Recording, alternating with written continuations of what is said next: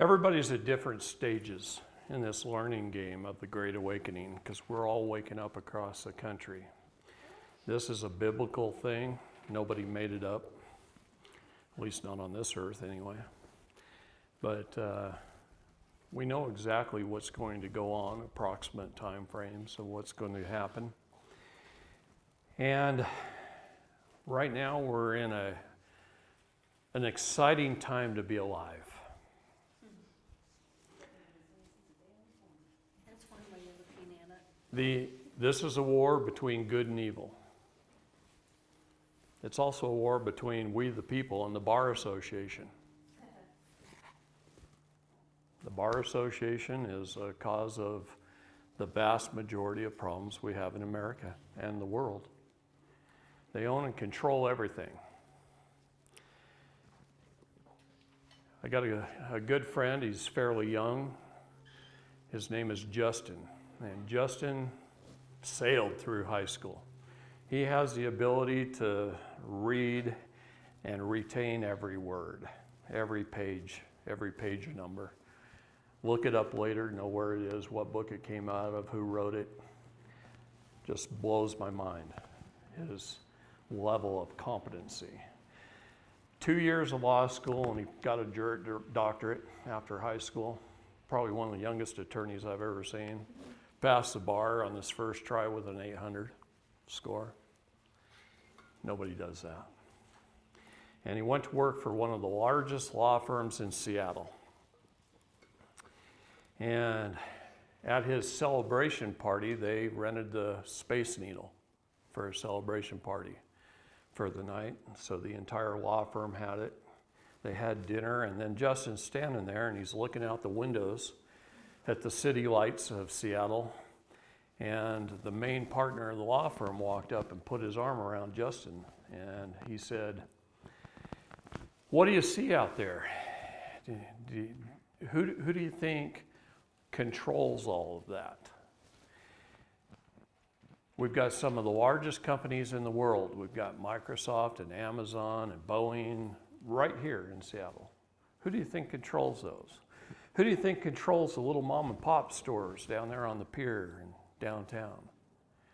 Who do you think controls the state of Washington's government and all the little municipalities and the county governments? Who do you think controls all that?" And Justin proceeded to say, "Well, we the people elect our representatives and they control government, and the CEOs make the decisions for the corporations." And the leading law partner let out a big old belly laugh, and he says, "No, not one CEO, not one legislator makes a decision. Not one invoice, not one piece of sales literature, not one contract is written by any of them. They're written by us. They don't make a decision without running it past their legal department. We, the Bar Association, makes the decisions that run the world." And Justin looked him in the eye, shook his hand, and said, "I quit." And now he's helping the people with the law. He tore his bar card up and he walked out and he threw it away. Okay, I'm really proud of him. Over the years, I've probably got 20 or 30 attorneys to tear up their bar cards. And I've got judges that help us, because they understand, once I've taught them the basics, that they didn't know what the law was. They didn't know its origin. They didn't know what it came from. If I was to ask you, where did the law come from? What's its origin? How did we arrive at this thing called law, where a small group of men could put something down on paper and try and hold me, a man, accountable? Could you answer that question? You watched my video, okay? No, actually it wasn't. It was Genesis 1:26 through 28. God gave me man dominion over the land, the air, and the water, and this is law. The land became common law, common to all mankind. It's property, it's equity, it's rights. It's our rights. They're unalienable. What does unalienable mean? They cannot place a lien upon our rights. That's what it means. Those rights are unalienable. It has to do with things of property nature, patents and grants and securities, gold and silver, commodities, things we own, right? Things we own. That's what common law is. It deals with properties and it deals with our rights. The air, which is the highest form of law, the air is above the land, which is above the water. The air is ecclesiastical or canon law, which is trust law. All things held in trust, held in the benefit of another, are heirs. It's trust law. That's all it is. In Genesis 1:26 through Genesis 2:25 is a trust indenture. Why did God start that off right in the very beginning of the Bible? He put the world under trust to mankind. We're the trustees. He's the executor.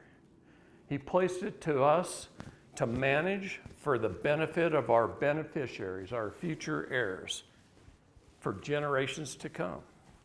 Lives on in perpetuity forever. And what is the definition of forever? Until the end of the earth. Forever is till the end of the earth. Then we're in eternity. Okay? So it lives on in perpetuity forever. The jurisdiction of the water is admiralty law.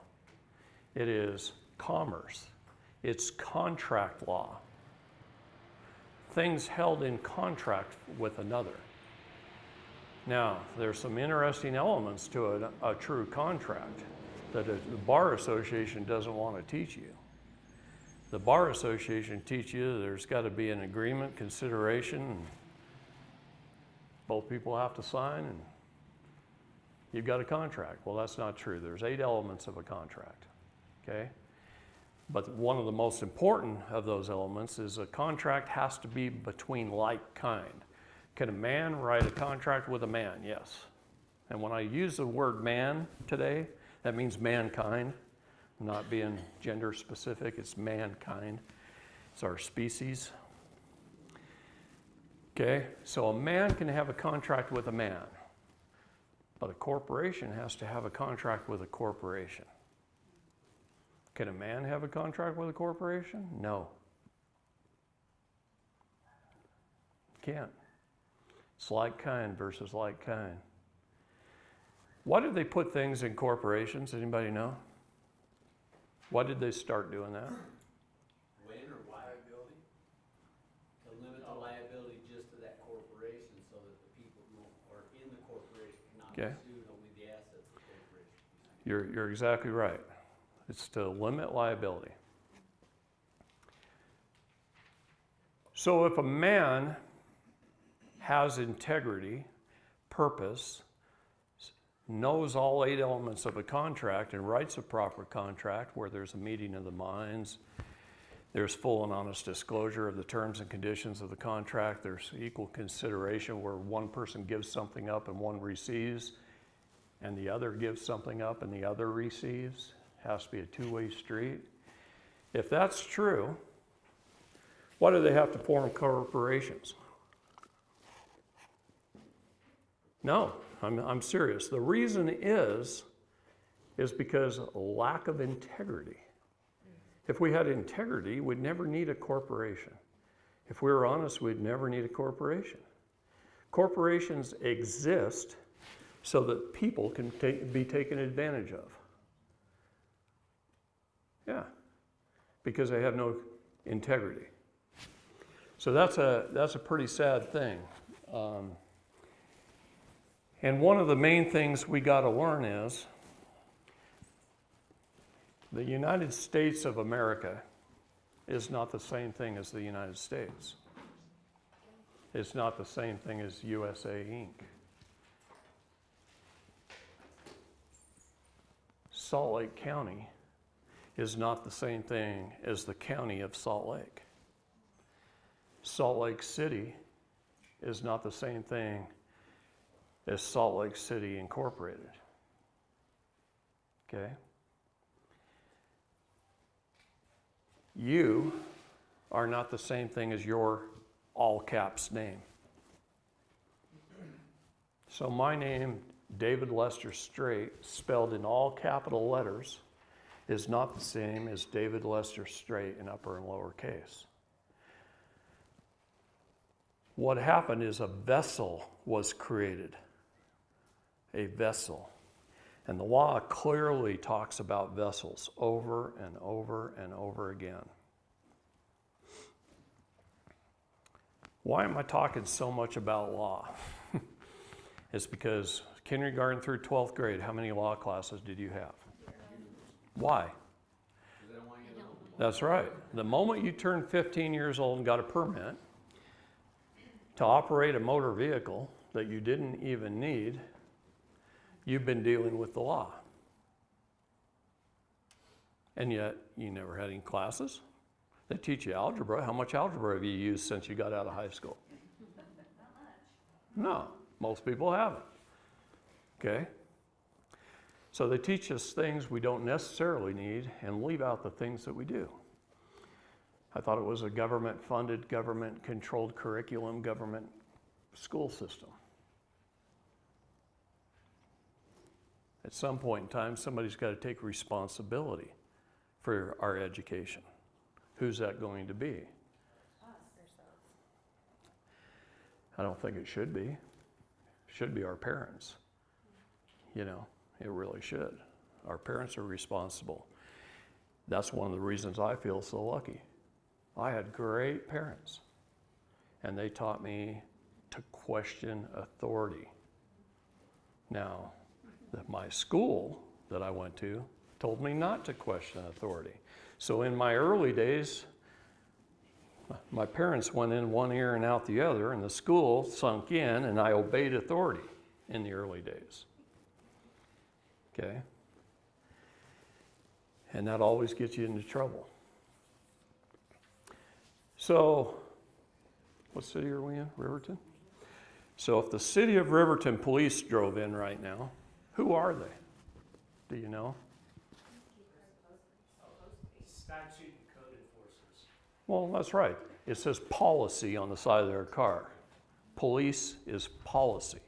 They're policy enforcement agents. Doesn't say law enforcement. It's policy. Supreme Court of the United States says rules, codes, statutes, and ordinances are not law. They're not law. They're corporate bylaws.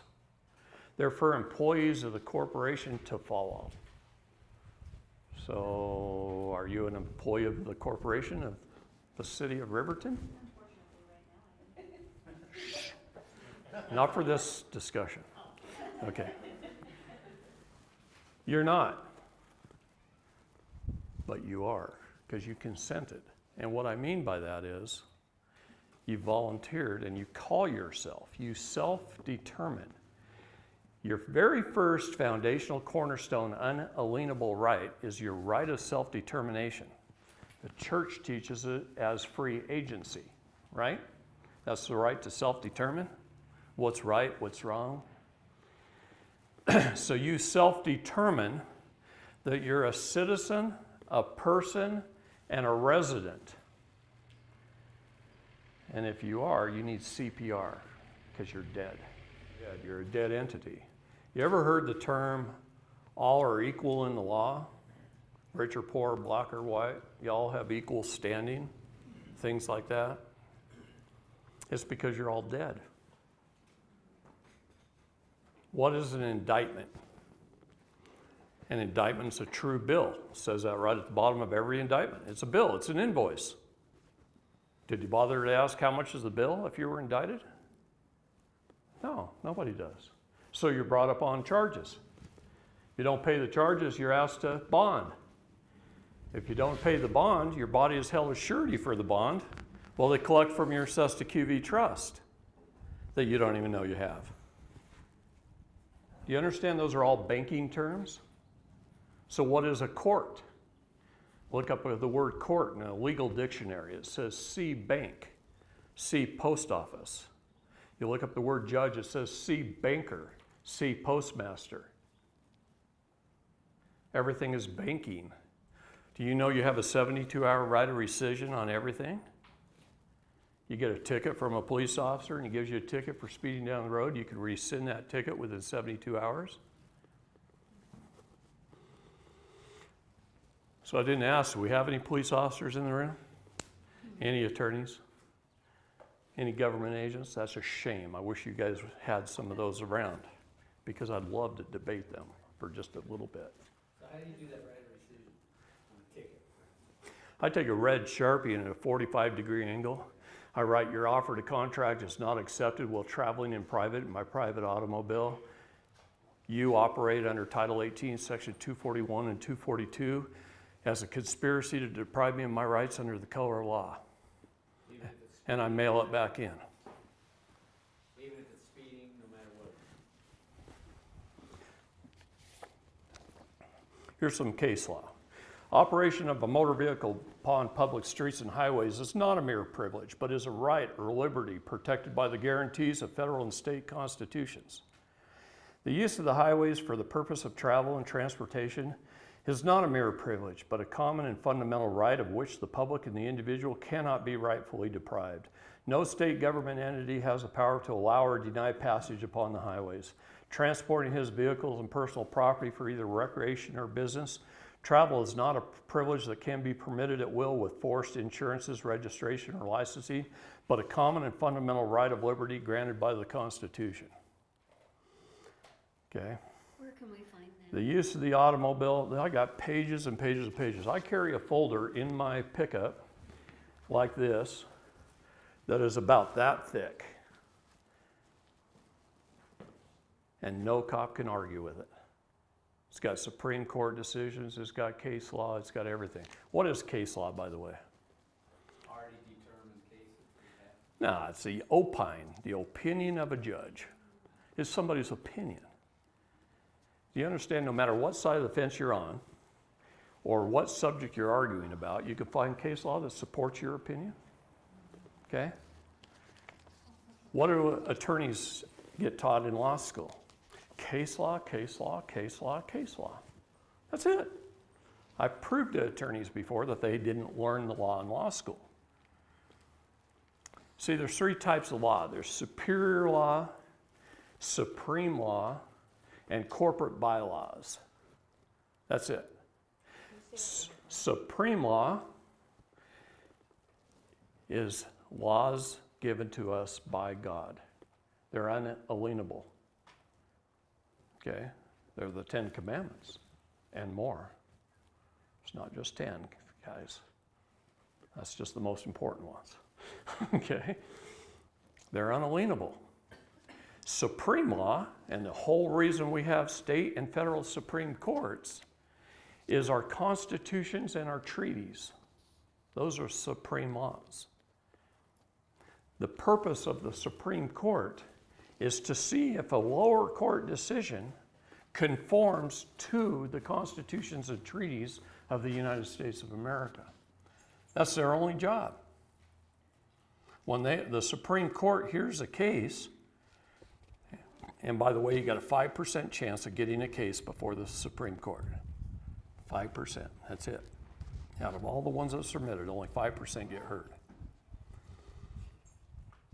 But their only job is to see if the decisions of the lower courts conform to our constitutions and treaties. Do you know that's we the people's job? It's not up to them. We're supposed to nullify them. We're supposed to nullify them through our juries, and we're supposed to nullify them every time we get a letter in the mail that's addressed to our all caps name. When you get a letter in the mail, you have a 72-hour right to rescind.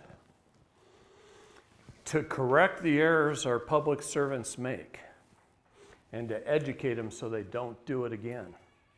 That's your job. That's all of our jobs. And you know what we haven't done the last 100 years? We haven't corrected any of their errors. They make these tremendous, they call clerical errors, and we don't correct them. Then we acquiesce. Government operates through the consent of the governed. What does that mean? That means they presume something.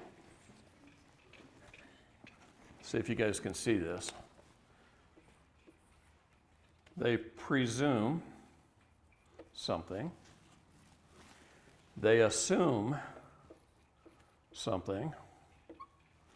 They get your tacit agreement that you're a citizen, person, and a resident, so you need CPR. And then they use hearsay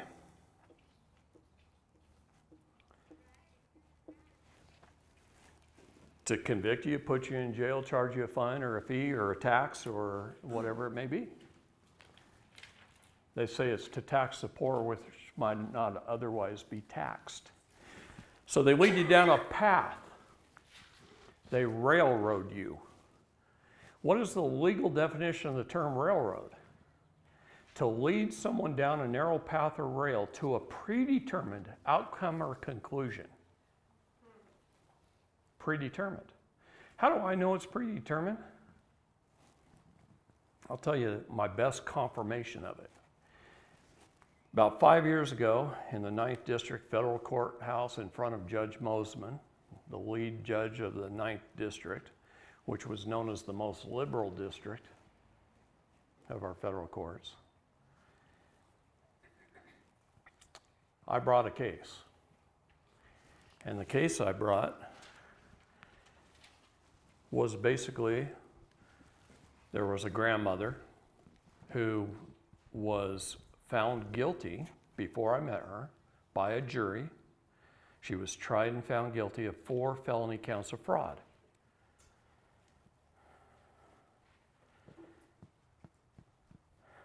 She did nothing wrong. Nothing. But they spent 4 days in a trial railroading her and then gave her half a day to defend herself and denied all of her witnesses, denied all of her evidence. What's she going to do then? Don't you have a right to defend yourself? Don't you have a right to efface your accusers? They didn't care. They basically told her she had no rights. She couldn't bring the Constitution up in the courtroom. They did the same thing to Shauna Cox and Ryan Bundy, and the Bundys. They said, don't bring that Bible into the courtroom. Don't bring that Constitution into the courtroom. Why did they say that? Separation of church and state? No, it's because you're not a party to it. Did you know that? Did you know that you guys aren't a party to the Bible and you're not a party to the Constitution? What does that mean? Yeah. Ah, I'm about to tell you. Give me just a moment. So let me finish with Judge Mosman for a minute. What I proved with Judge Mosman is that there's 2 governments. That there's a de jure government of we the people, where we the people lay down the law and a government steps outside of their scope and authority of the law in which we the people lay down, then they're committing felonies. They're committing emoluments violation. Okay? That's Article 1, Section 6, Clause 8 of the Constitution, an emolument violation. What is an emolument? Anybody know? It's where we pay them to do something that we lay down, that we tell them what to do, and they act outside of that scope and authority, and they collect a fee from us. It's not part of their job description. It's not part of the law in which we lay down, and they act outside of that. Therefore, they commit emolument violations. They're stealing from us, from the public, that they're getting paid by to do something we didn't tell them to do. or didn't give them authority to do. That's what an emolument violation is. I also proved that judges and prosecutors get a net retention or a commission for finding someone guilty. A commission. And I also proved that they share that with the defense attorney. Only a guilty verdict. For a guilty verdict. So it says it behooves them to find. Now, what is a guilty verdict? What is a guilty verdict? What do they do when they arraign you? They want you to plead guilty or not guilty. Really? Did you know those are both commercial terms? Guilty and not guilty is both commercial terms. Did you know that on property, on land, industrial, commercial, and residential are all commercial terms? Who owns a house? No, you don't. You don't really own your house. You don't own your house. The state owns your house. They can do anything they want with it. You know why? Because the county came along with a bunch of people who were compartmentalized legal idiots, and they stole your property on behalf of the state from you, and you didn't correct the errors, so therefore you acquiesced. I was telling you about Ken Cromer. His house was foreclosed on by the court. Kicked out of his house. He lived with somebody else. Through the mercy of someone else, him and his wife lived for 10 months somewhere else. And I got him back into his house. How did I do that? I helped him get his land back in under the original land patent and accept the grant deed, and no government can deny that or kick you out of your home if you own your property. It's called a superior title. Superior title. How do you get your superior title? What's that? How do you get your superior title? Well, that's later on in the class. Okay? See, most people have a warranty deed. And a warranty deed is called an abstract of title. I used to own 20% of a title company, and I didn't know this when I owned it. Yeah. Had a real estate company, 2 mortgage companies, a building supply company, 3 development companies, a construction company with 96 employees. I had a specialty building supply company at one time. I was doing pretty well. And I didn't know all this, so they took it away from me. Took everything away from me. Can you still get a land patent if you have a mortgage? Sure. Sure. Did you know all mortgages in the United States are fraud? Every one of them.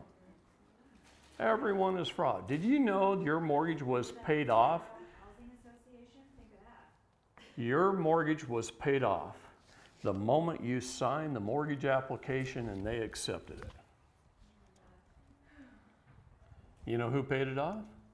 You did. See, you're not a debtor, you're a creditor. You just don't know it. You don't know it. They want you to think you're a debtor and that you're indebted to them. Your signature paid off that loan immediately. And you don't know why, do you? Okay, I'm going to teach you guys why. I'm giving you, what I'm doing right here is it's called a tease. I'm teasing you with a lot of little things that we're going to cover later in depth. Okay? But I'm trying to wake you up right now. Wake you up to things you don't know. But you can go through this whole thing, and it's case law, Supreme case law, everything of why you don't need a driver's license to drive. Okay? Now, there are 3 cases where you do need a driver's license. When you're hauling passengers for hire. Are you an Uber driver, Lyft driver, a taxi driver, a bus driver? You need a driver's license. Are you hauling goods or services for interstate commerce? A truck driver, you need a driver's license. Are you a public servant in the performance of your public duties? A cop, a fireman, driving a fire truck, whatever. An ambulance driver. You need a driver's license.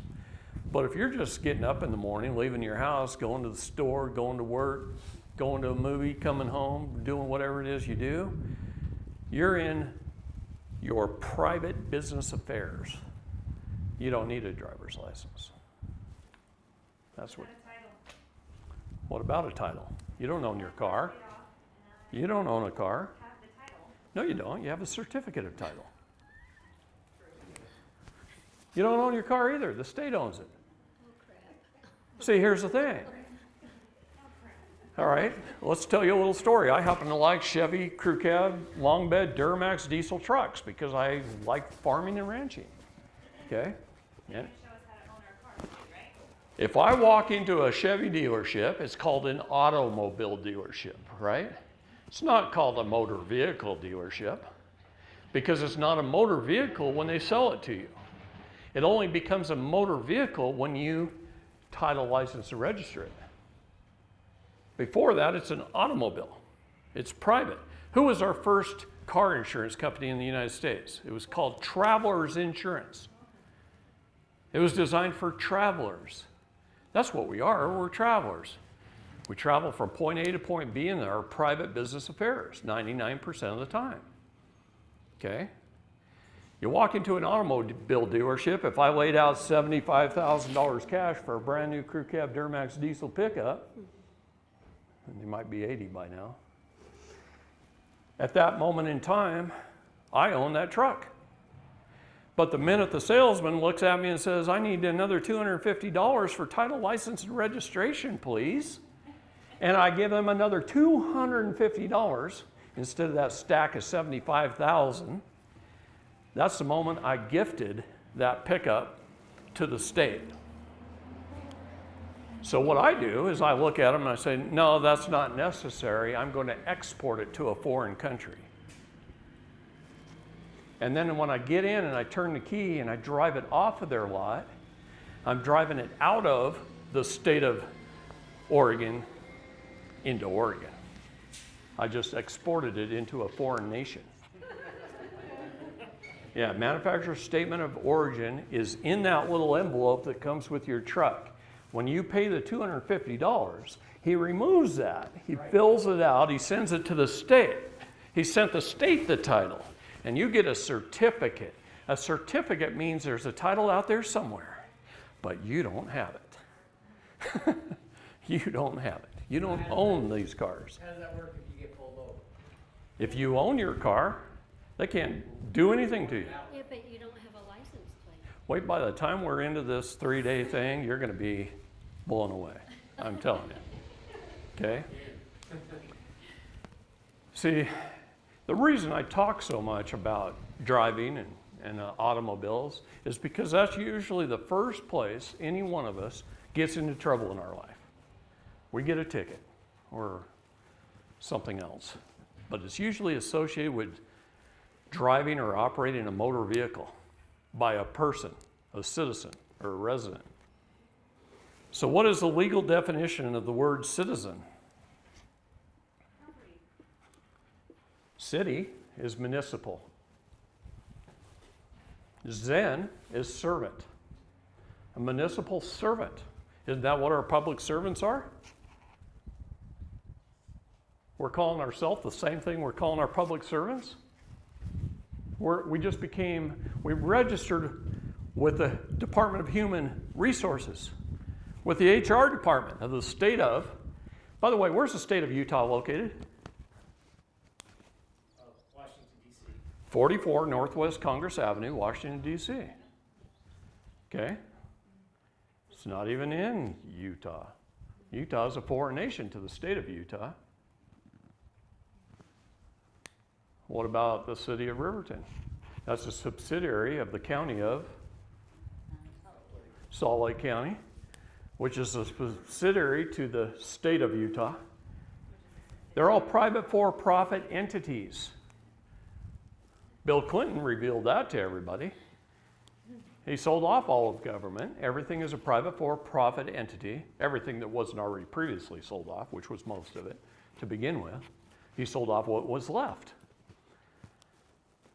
A private for-profit entity. It has a Dun and Bradstreet number. Anybody know what Dun & Bradstreet is? It's a credit reporting agency for corporations, right? So if they've got a Dun & Bradstreet number, that means they're a corporation, right? What does the Supreme Court say? It says, since governments have chosen to incorporate, they must follow the same rules as any other corporation. Well, wait a minute. Can a guy wearing a Walmart shirt, little blue shirt, come into your house, kick your door down, and steal your kids? What would you do? Well, wait a minute. City of Riverton Police is a private for-profit entity, a corporation with the Dun & Bradstreet number. They're no different than Walmart. They operate through the consent of the governed. They have to get your tacit agreement that you're a citizen, a person, or resident. What is the legal definition of the word person? An entity or a vessel? An entity or a vessel. What is the legal definition of the word resident? Someone there temporarily to do business. What's your zip code, Jody? 84069. By writing that on the letter to your grandmother,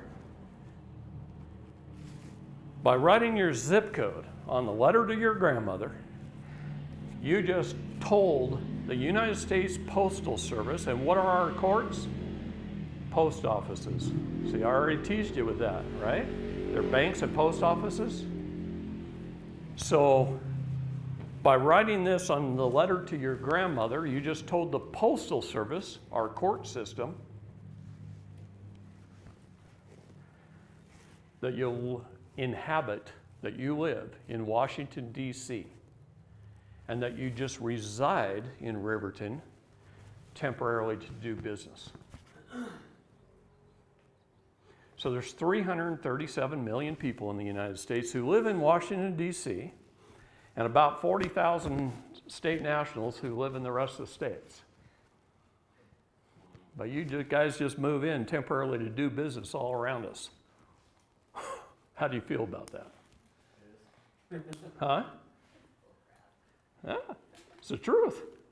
So you write a letter, I just don't put brackets around the zip code, Ah, why do you put brackets around the zip code? put it back where it belongs.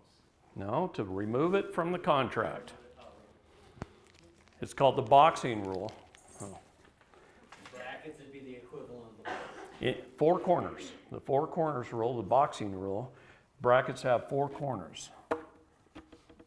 5 years ago, I was made an ambassador for the Voice of Youth program. Voice of Youth was a part of the World Benefit Church.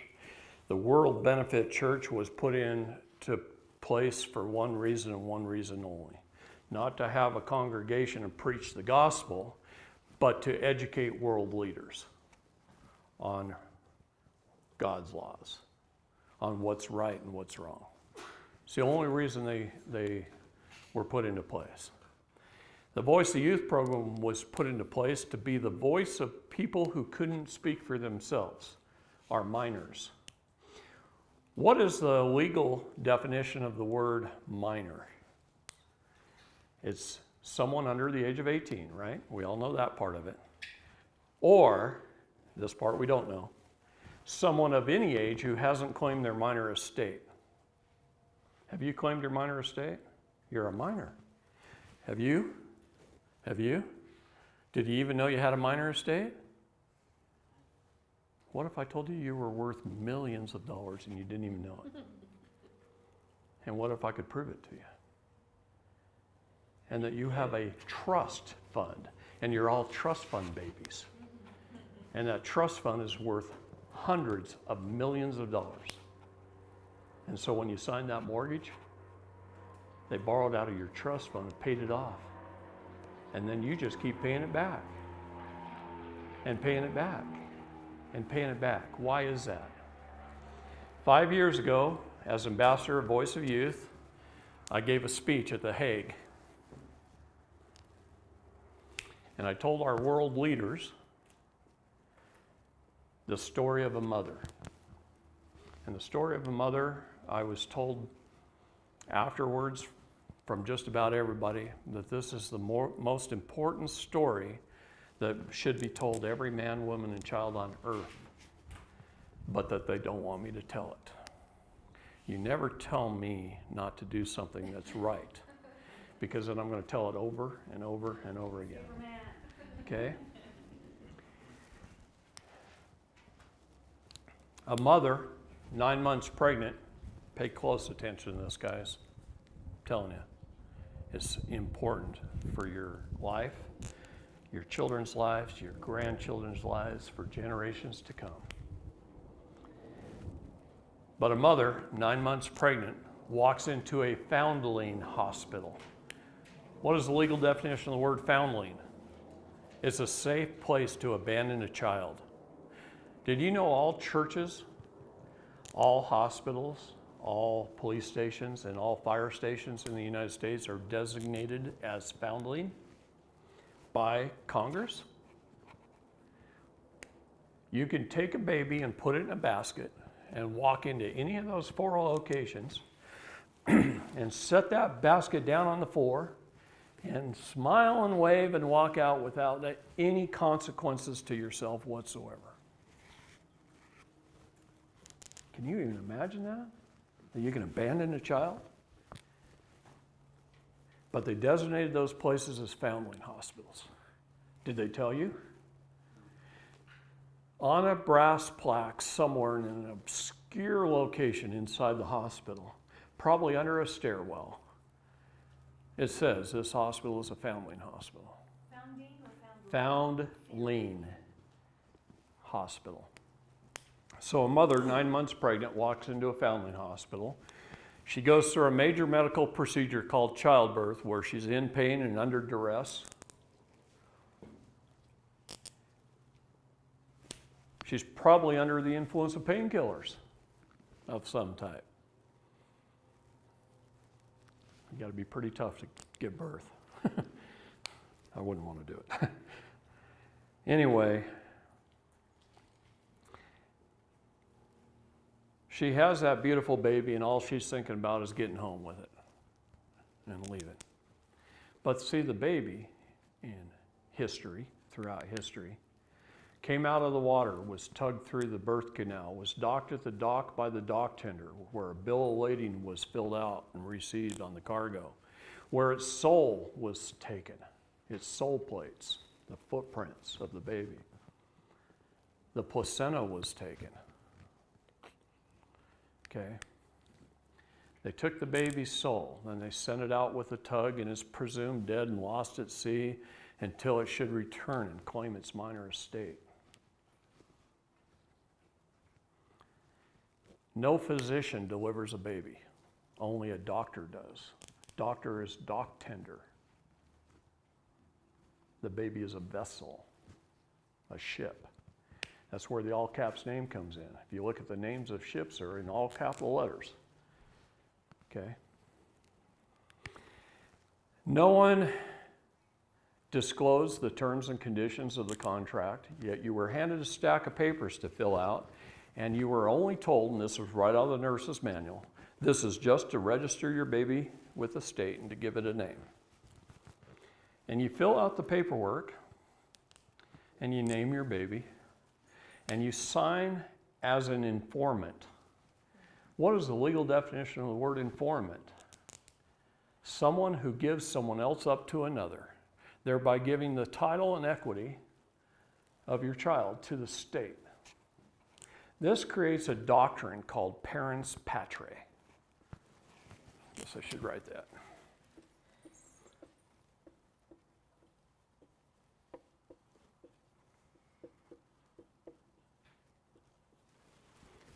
It's Latin for state is your parent. State is the parent. Creates a doctrine of parens patriae.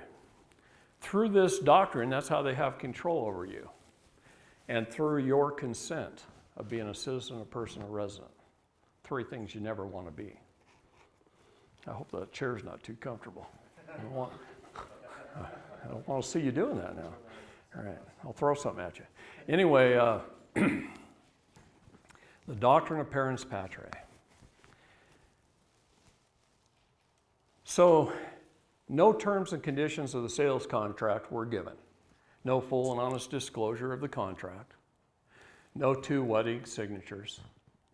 No one there was securities licensed, insurance licensed. No prospectus was given. If you go to your stockbroker and you want to invest in a corporation, he is required by law to give you a prospectus, right? And you weren't given one. What I'm trying to teach you here is it was all done through fraud without any full and honest disclosure of the contract.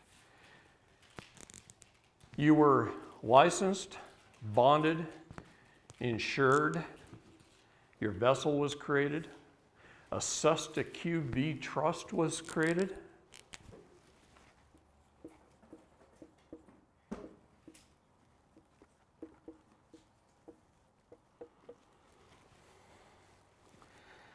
A Cesta QV trust is an individual trust underneath the umbrella of the public charitable trust. So the Public Charitable Trust Act of 1882 created the Public Charitable Trust. The Cesta QV Trust Act created the Cesta QV Trust, each individual trust that you all have through your birth certificate and registration. On your birth certificate, there's a bank name. It's on bond paper. There's a CUSIP number, C-U-S-I-P number. What is a CUSIP number? It's an investment control number that's regulated by the Securities and Exchange Commission.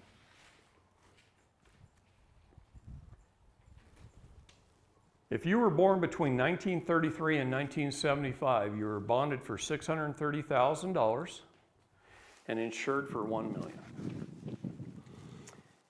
If you were born after 1975, you were bonded for $1 million and insured for $2 million. Now, wait a minute. Wait a minute. That's just the initial investment. It's the initial upfront investment. You were a few days old, right? So like me, I was born on April 20th, on 4/20. Nice. I knew there would be one in the crowd. And my vessel was created on 5/3. 2 different dates, 2 different events. My vessel was born on May the 3rd. I was born on April 20th. For that period of time, I was a state national. In fact, I was a Californian. I was born in California, and I was a state national. I was a free, independent, one of we the people for that long. And then I got registered, and I became a citizen, a person, and a resident. And I lost all my diplomatic immunity. I lost it all. I became a servant, a slave. See, the 13th Amendment, the Constitution freed the black slaves, and the 14th Amendment, the Constitution made all of us slaves. See, there's a maximum law that says that in which one creates, one controls. God created me, and he controlled me. And then unknowingly, while under duress, without any full and honest disclosure of the terms and conditions of the contract, with no one even licensed to explain it available, my mother warded me to the state in a birth ward. I became a ward of the state. Why do you think a birthing ward is called a ward? I became a ward of the state, a ward of the court, under the doctrine of parens patriae. I became a slave, and I didn't even know it. I grew up thinking I was free. I fought for this country. I thought I was free. I got shot. I thought I was doing it for the right reasons, so I was free. Now I teach veterans how to get rid of PTSD, and I can do it in 20 minutes. I know guys that have been going to psychologists for years and taking drugs for years trying to get rid of their PTSD, and it destroys their wives and their families and themselves, and I can solve it in 20 minutes. Yes, please. How? I explain a little something that's off track. So would you do me a favor? Remind me to tell you, okay? It's very important. All right. What happens? What happens at our birth with the SESTA QV? First of all, we have a PCT, Public Charitable Trust, an umbrella. There's 337 million little CQVs, SESTA QV trusts, one for each of us, right? In this country. Say that one more time. CQV. Yeah, every individual in the United States and in most countries of the world have a SESTA QV trust. And we have this CQV. And here's what happens, and this is incredibly important. Y'all know basic accounting? What is that? It's a balance sheet, right? A balance sheet. It's got debits and credits. You guys have been thinking you're the debtor. They keep telling us that, right? We're in debt, we're a debtor. We owe money on credit cards, we owe money on our houses, we owe money on everything. What happens at birth, though, and I'm just going to use the figures from 75 to now because it's round numbers. We were bonded for $1 million. What does that mean? That means the bank went to the International Monetary Fund, and the bank, on behalf of the public under your CUSIP number, borrowed from the International Monetary Fund $1 million in ones, fives, tens, 20s, 50s, hundreds, and they threw it out there into the general public. They distributed that $1 million to the bank for every person who's born. That's what they do. On the credit side, $1 million worth of United States Treasury bonds are issued, and they're sold. They're hypothecated, they are bundled, and they are sold on the stock exchange. And if we wanted to, I could pull up a website if we had internet access, and I could put in one of your CUSIP numbers, and I could show you the companies that are buying and selling you today. You have more than one CUSIP number, by the way. As we increase in value, I'll just put it that way, as we get better in our life, the more we join the military or get more college degrees, we get more and more CUSIP numbers. You are the credit. You are the creditor. They're making you believe you're also the debtor, and you are. You're both. This is your vessel. This is you. Okay? This is your labor. This is your worth. I got 5 college degrees. Every time I got an advanced degree in college, I got a new CUSIP number. So in the military, I got a new CUSIP number. All these CUSIP numbers are attached to my main birth number. Okay? Is this in a bad spot? Anyway, let's stop here. It's a balance sheet, right? It's balanced. It's got $1 million on one side, $1 million on the other. This gets invested. It keeps growing and growing and growing. And let's just say it grows to $100 million.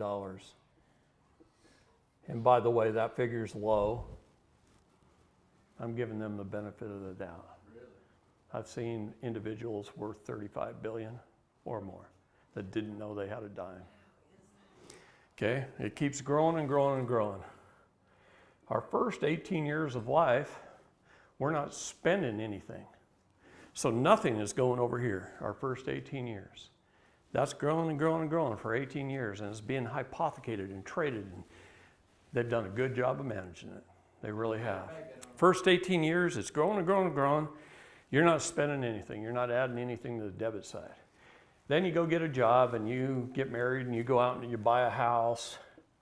I'm just going to use numbers. The numbers themselves don't matter. It's the concept, okay? You buy a car or two. You buy some utilities or two over your lifetime, some medical bills, some food, whatever. They keep track of it all through your tax returns, your credit card, your bank statements, banking is all tied into the IMF, the Federal Reserve. We got a big buildings of bean counters called the Department of Fiscal Services, and those accountants just keep track of everything, everybody's life. And this all starts to add up on the debit side.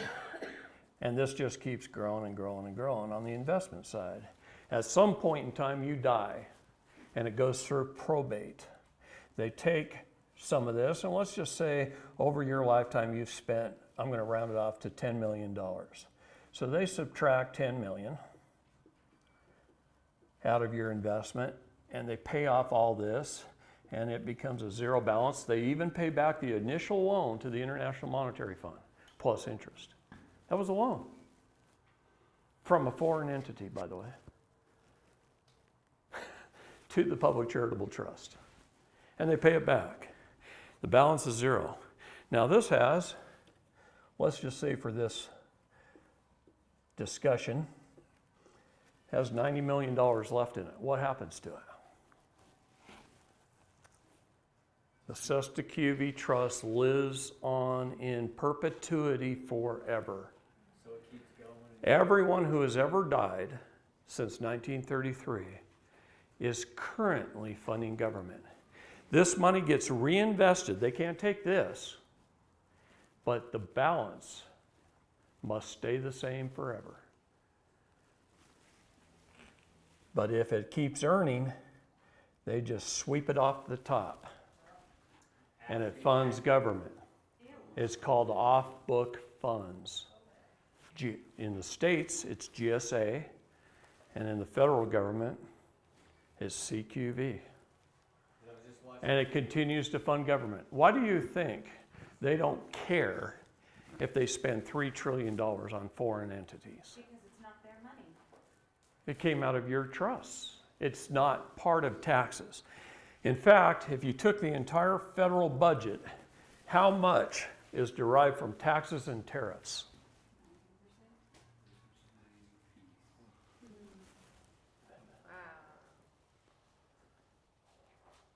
If you call up the Department of Fiscal Services and you send a FOIA request, and you ask them, who is the largest contributor to the federal budget? The Department of Justice, to the tune of $1 trillion a day, is taken out of our Sesta QV trusts or our court systems every day. $1 trillion. That's more in 25 days than our entire gross domestic product in a year. In 25 days. They don't have to disclose the CQV. See, I had to prove this in federal court to get to talk about it. So, a big portion of this comes out of this before we die. Every time you have a court case, the case is a CUSIP number, the case number. The court clerk is the banker. Mary, at the 9th District of Federal Court, I showed how upon indictment, now when someone gets indicted, are they found guilty? No. No, they're not found guilty. They haven't even been tried. But upon indictment,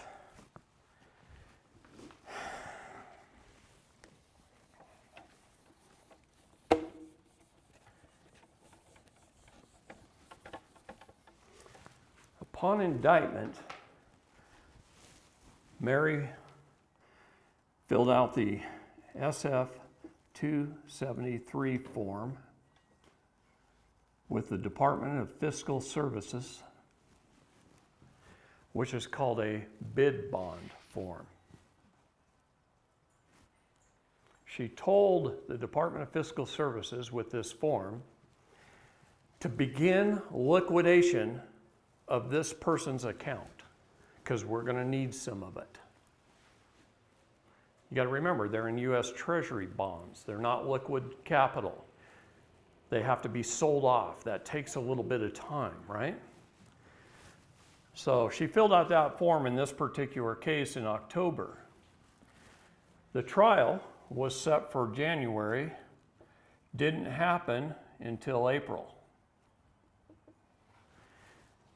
Upon the day of the trial, the exact day of the trial, Mary filled out the SF 274 form with the Department of Fiscal Services, which is called a performance bond, telling the Department of Fiscal Services that this person has been found guilty and they will have to perform.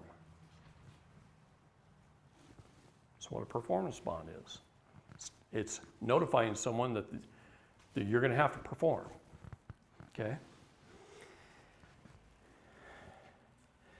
This was supposed to take place July 13th. I pushed it to August 30th.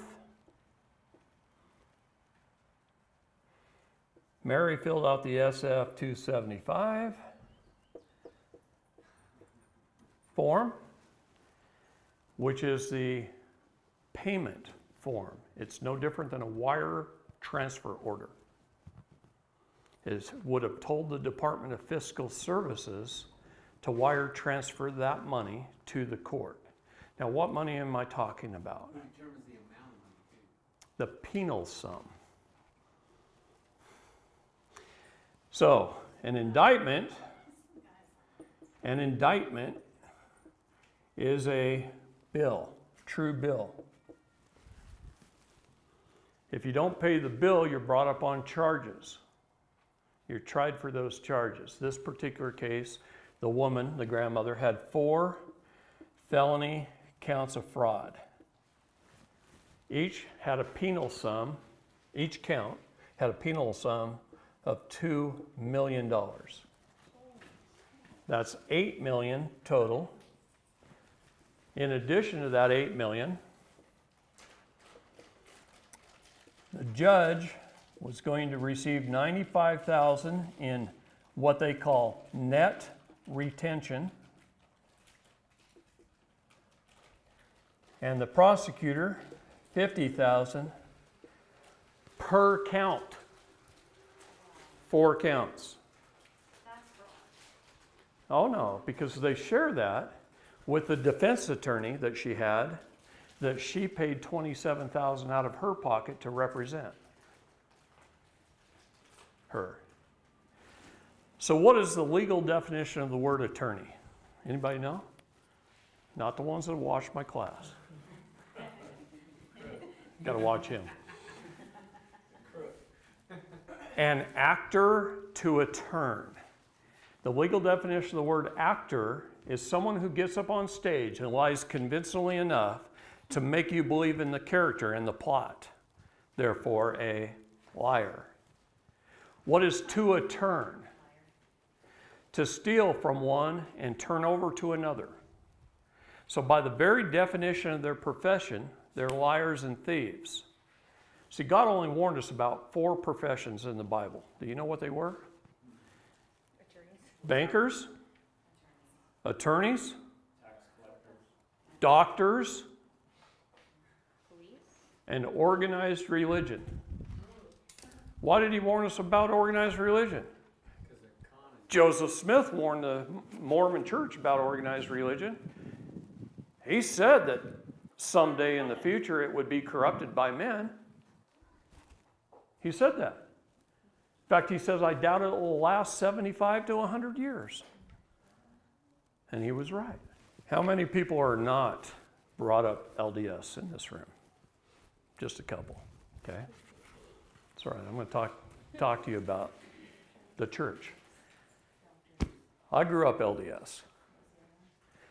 In fact, my mother was born in Lehigh in a 1-room log cabin with a dirt floor on the Indian reservation while her dad taught English to the Indians here in 1917. My dad, in the 50s, right after he got out of the war in World War II, he was on a Navy in the USS Texas. He ran the church welfare ranches. He was head of all the church welfare ranches. My family has a long history here. The Bennetts were the contractors for Brigham Young. they built Brigham Young's house. David Bennett's name is on the church at Bear Lake. That's my grandfather on my mom's side. My grandmother was born somewhere in Nebraska along the Platte River in the back of a wagon on their way here. Okay. So I printed off D&C 98. What is the Doctrine and Covenants? Doctrine is the laws the church is to live by. Covenant is a promise to live by those laws. That's why it's called a doctrine and a covenant. They promise to live by these laws. What one was that again? 98. Just going to read a little bit, and my eyes are bad, so, and the writing is small. I'm going to start with verse 3. Therefore he giveth this promise unto you with an immutable covenant, that it shall be fulfilled, and all things wherewith you have been afflicted shall work together for your good, and to my name's glory, saith the Lord. And now verily I say unto you concerning the laws of the land, it is my will that my people should observe to do all things whatsoever I command them, that the law of the land, which is constitutional, supporting the principles of freedom in maintaining rights and privileges, belongs to all mankind and is justifiable before me. And then it moves on. Therefore, I, the Lord, justify you and your brethren of my church in befriending that law, which is the constitutional law of the land. He says, make it your friend, the constitutions. That's our supreme law. And as pertaining to the law of man, whatsoever is more or less than this cometh of evil. I, the Lord God, made you free, therefore ye are free indeed, and the law also maketh you free. Nevertheless, when the wicked rule, the people mourn. Wherefore, honest men and wise men should be sought for diligently, and good men and wise men ye should observe to uphold. Otherwise, whatsoever is less than this cometh of evil. Rules, codes, statutes, and ordinances are not law. What is the legal definition of the word legal? This is going to just kick your butts when I tell you what the definition of the word legal is. It is the undoing of God's law. What is legal is not lawful. And what is lawful is not legal.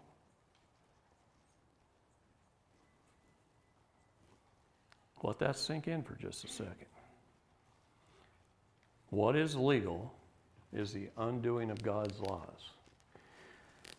All throughout the Bible, God taught us a lot of things, and I studied the Bible very, very well for a lot of years. And I went to every religion on earth that I could go to. I've been to China. I've sat with the Buddhists. I've been all over this world. When I was in intelligence with the government, when they had something that dealt with religion, they sent me. They sent me into the basement of the Vatican with a group of people to look at the lost scrolls. And we brought out, the United States government brought out of the basement the Maccabees, Esther, the Wisdom of Solomon, many books of the Bible that weren't in the Bible. Okay? And there's many more down there. Many more. The Catholic Church suppressed us like you wouldn't believe. They kept so many things hidden from us. There are books of the Bible that reveal exactly what is happening in this world today. And we recorded it. And we know what it is. And anyway, I'll go into some more off camera. But what I'm trying to tell you, I quit going to church 20 years ago. Doesn't mean I don't believe in the basic core teachings of this church. I do. I think they're the best family-oriented, most common sense church on the face of the planet. But I also know, just like Joseph Smith knew, that men would corrupt it at the highest levels. And all you have to do is ask yourself, who of the prophet and the 12 apostles are lawyers?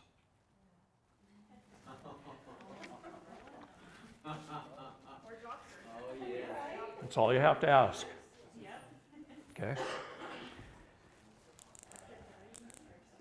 When I gave that talk in church, I was removed from the stand, hauled to the bishop's office, talked to, and I never went back. Okay? They wanted you to keep in mind. That's right. That's right. Tell an attorney that statutes aren't law, that what's legal is the undoing of God's laws. He never learned that in law school. So they base everything on a penal sum.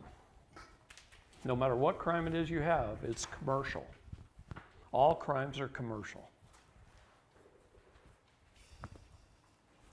So they get paid a net retention.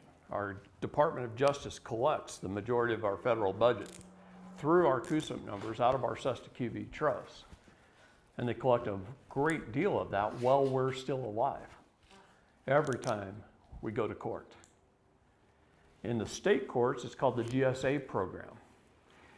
The federal court clerks, if you look at Portland, Oregon's building that pretty much Antifa destroyed, the federal courthouse in Portland, but it's a 5-story building with 2 more stories below ground. Okay? Judge Mosman, he's no longer there, but he had the top floor, him and his aides. U.S. Marshal Service has a bottom floor down in the basement. That's the marshals. Then there's 2 more floors of judges and courtrooms, 2 floors. All the rest of this building are court clerks.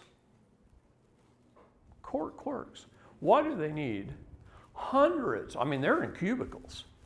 Why do they need? This building covers an entire city block. It's a big building. Why do they need so many court clerks? They're bank tellers. Mary, the head court clerk, Mary, runs all the tellers. She's the bank president. She handles all the bonds. The federal courts buy all the state bonds. So everything that happens in the 9th district, which is California, Nevada, Oregon, Washington, Idaho, Montana, anything that happens in any of those state courts under the GSAs, the federal government buys them. The federal court buys them from the states. That's what funds the states. And then they collect out of our trusts through the Department of Fiscal Services.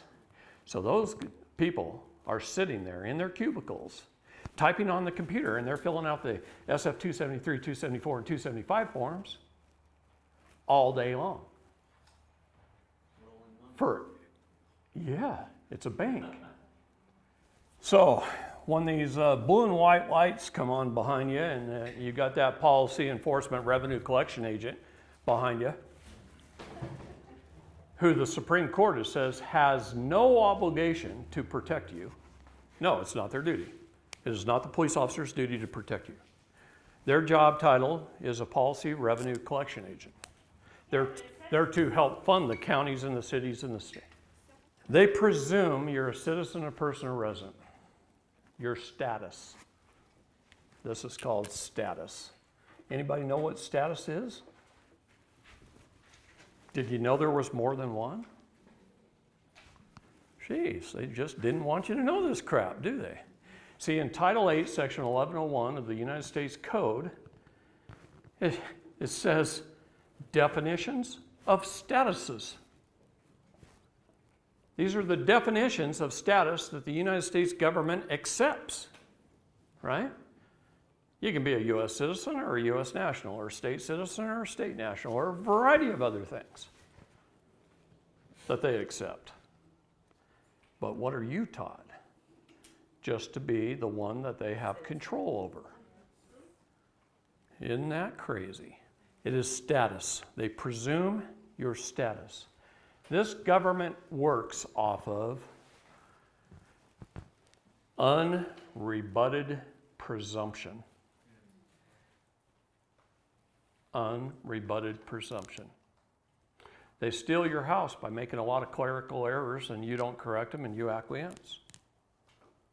You just pay the bills. And you don't correct those errors. And they stole it from you on behalf of the state. They steal your car when you go to the dealership and buy one by making a statement with the clerical errors that you fill out, you sign, you consent to, and then they stole your car. And you didn't even know it. You come home, you tell your family, look at my new car! Smell good? Got that new car smell? So nice? It's the states. You don't have the MSO or the MCO. Now, they assume you did something wrong. You did 70 and a 55. Doesn't matter what it is. They assume you did something wrong. They get your tacit agreement of you being a citizen, a person, a resident. And then they get up on stand and they lie. And your attorney sits there and says, shh, don't say anything. We'll get our chance later. And then the hammer gets dropped, and every lie that they said became truth and fact upon the record. You acquiesced to it. And your attorney knew that. He knows he's supposed to object to everything they say. And he sat there and he was quiet. And he told you not to speak because you can't. They can't hear you anyway. You know a judge can't hear you in court? No, they summons you into court. What is a summons? It's a seance. They're wearing black robes. This is a satanic ritual. They summon you into court, a seance, calling the dead into court. And there's two ways for you to appear in court. There's only two. It's in the law. There's general appearance.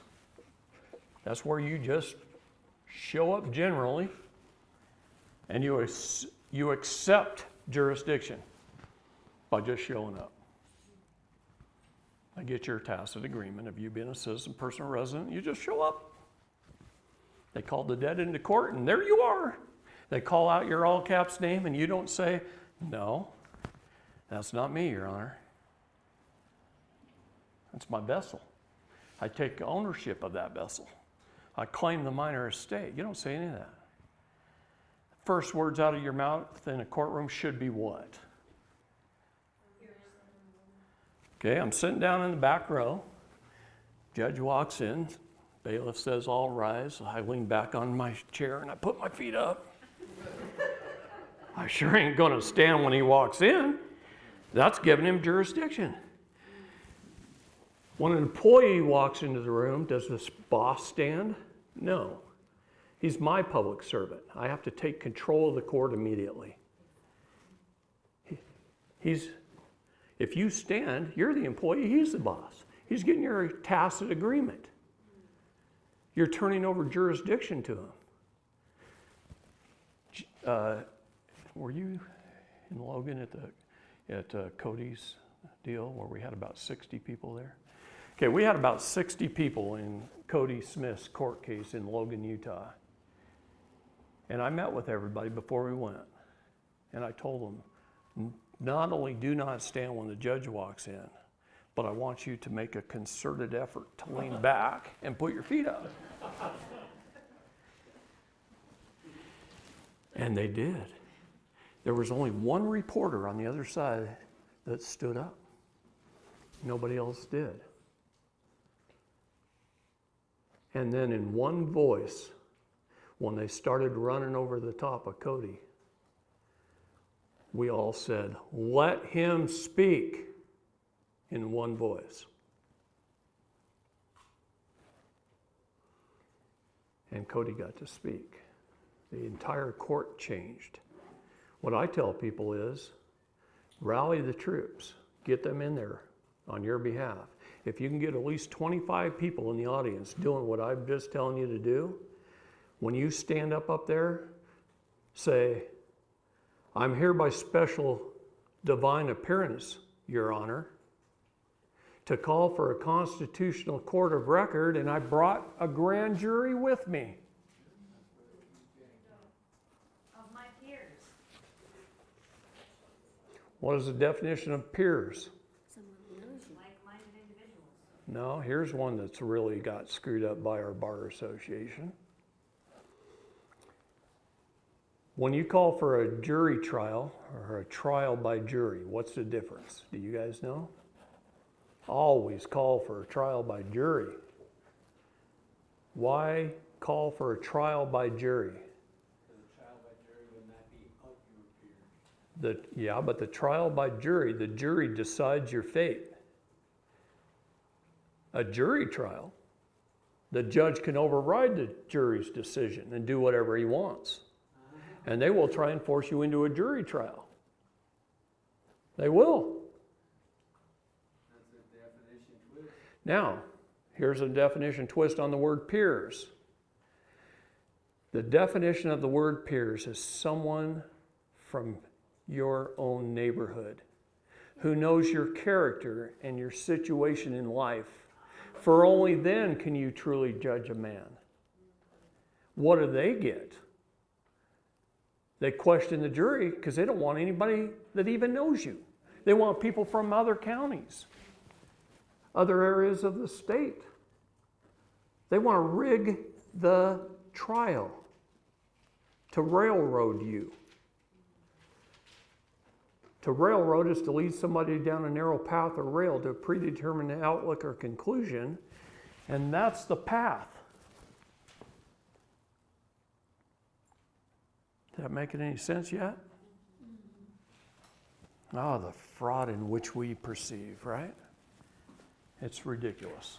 And when you stand up from that back row, when they call your name, and the very first words out of your mouth when you stand up and you take your first step is, I'm here by special divine appearance, Judge, to settle this matter, to call for a constitutional court of record, to ask for a summary judgment upon the truth and facts placed upon this record by my documents. And I stand firmly upon my rights. Can I get that summary judgment, Your Honor? This thing is over with. Because they can't give you They have to do a summary judgment. The rule of three. Rule of three applies in all things. Celestial, terrestrial, and telestial, right? There's a rule of three. You have to ask them 3 times. And if they have an important question, they're supposed to ask you 3 times. And if not, you can say, what did you say again? See. How does a judge derive their authority? Since you brought it up.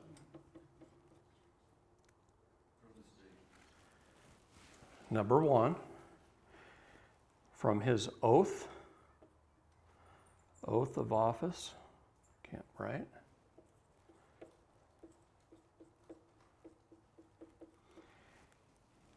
and any other requirements by the state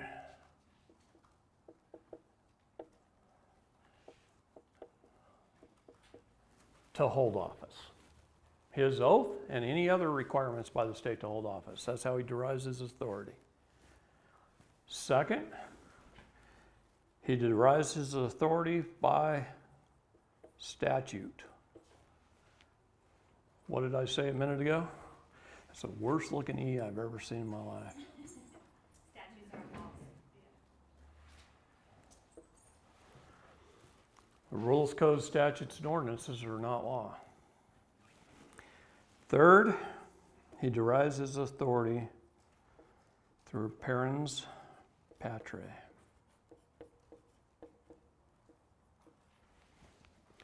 See, my first 3 questions, the very first document I submit, if we have to go to court, is a notice of appearance. A notice of appearance. I'm going to say, hey, I received this seance in the mail where you're calling the dead entity into court. And I'm willing to appear to settle this matter, but I'm going to do it by special divine appearance. As a living soul. See, what does Genesis 2:7 say? Bible scholars in this room, I can see that. Genesis 2:7 says, I'm not trying to give you a hard time, it's just kind of fun. But, and I, God, created man from the dust of the earth, and I breathed into his nostrils the breath of life, and man became a living soul. So are we men or are we living souls? We're living souls. Our bodies are made up of what? Energy. The dust of the earth, and they're held together by energy. The energy of our soul. The celestial, telestial, and terrestrial souls. Which, by the way, they're here helping us right now in a big way. Any business they have of you is with your vessel, but when you're showing up by your divine. Exactly. I'm just here to settle this matter as the executor to the trust. So therefore, it's not really you, it's here. Yeah. That vessel that they can arrest and do all these things to, if it was there. What I'm doing is breaking through their veil. They're not allowed to even talk to me Yes. as a man. They're not even allowed to talk to me. I'm going to break through their veil and Does educate that them. create that barrier because if you did something as the vessel, now you are that ward of the court. You now, if the sheriff takes you away, you're in that system. What did I say? Genesis 1:26 through 28. God gave me, man, dominion over the land, the air, and the water, and this is law. I'm going to show you how to take dominion this weekend.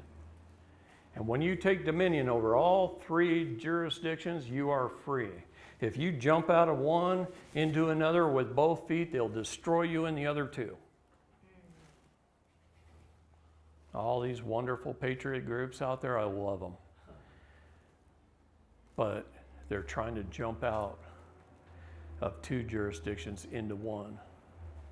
And they go to jail over and over again. I watched them do it for 35 years, and then I watched the people behind them not stand up for them when they get there. And I can show you how to be free, so you never get into that position. Okay?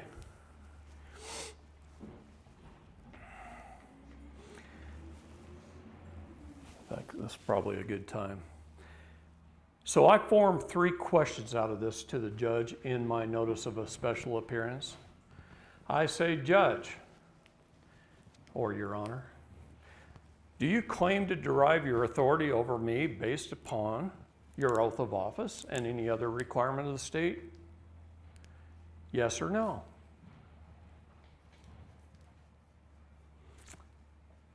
May I have a copy of those to make sure that they're up to date and current before I arrive into court? Because if he doesn't have his current oath on file the way he's supposed to, and they seldom do, case dismissed. Judge, do you claim to derive your authority over me based upon statute? Yes or no? I'm setting him up. I'm pinning him in a corner. Because he's going to answer, yes, of course I do. Great. Then where's my paycheck stubs? Where's my company car? Where's my 401k? You're claiming I'm an employee of the state, of the county, of the city? Where's my paycheck stubs? I think you owe me a bunch. How much do you make?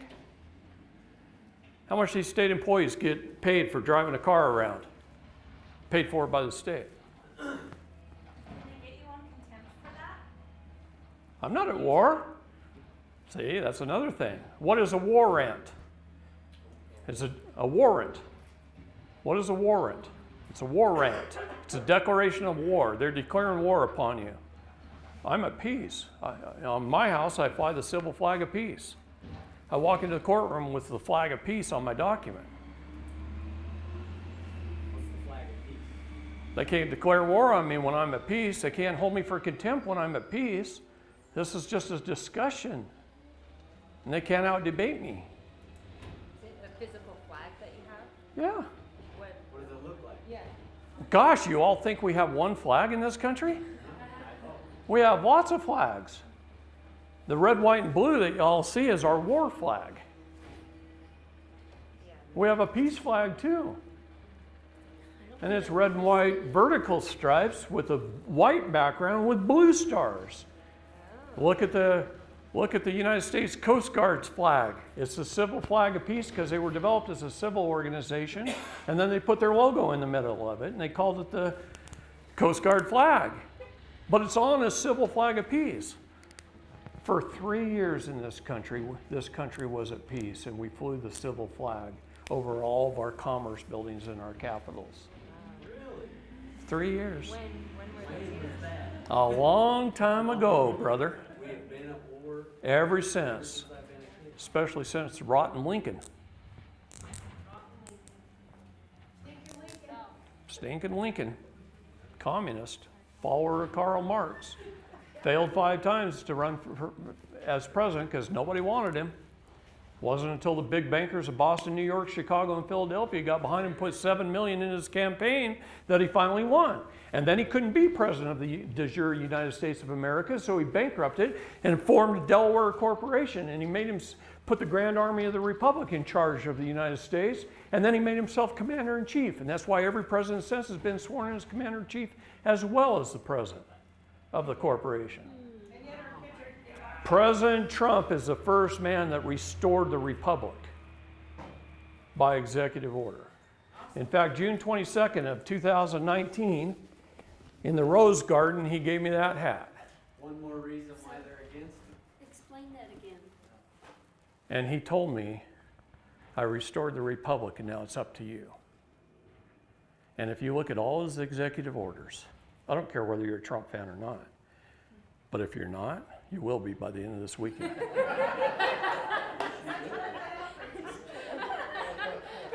Because every executive order he has written goes something like this. I, Donald J. Trump, as President of the United States of America, that's our de jure government, take back our utilities from the United States. Which is the corporation. Do you know what he just did? And people read that and they don't even know jurisdiction. See? They don't even know what he did. And he's done that over and over and over again on behalf of the people. He just keeps restoring the republic over and over and over again. Right now, he's destroying the WHO and Fauci and the CDC and the pharmaceutical companies. He's destroying Western medicine. He's destroying it all on behalf of you. He signed 4 executive orders, and then he had to hop on an airplane for fear he'd be shot. They always try to kill him. 5 times in the last week. 5 attempts. 5 in the last week? Yep. Just in the last week. They're grasping for straws. Grassroots. Yeah. No, That's because all right. they're not grasping for straws. They got to shut him down so he doesn't continue on. That's right. He knows it. And he's got the best Secret Service agents this history has ever seen. Those boys are tough. So, is he, If not, he'd be dead. I've heard rumors of him taking over the Fed or, abolishing the Fed. Yeah. Go to your bank and see how much coins they have. See, our coinage he took back for the United States of America. The Fed doesn't have access to it. There's a ton going on.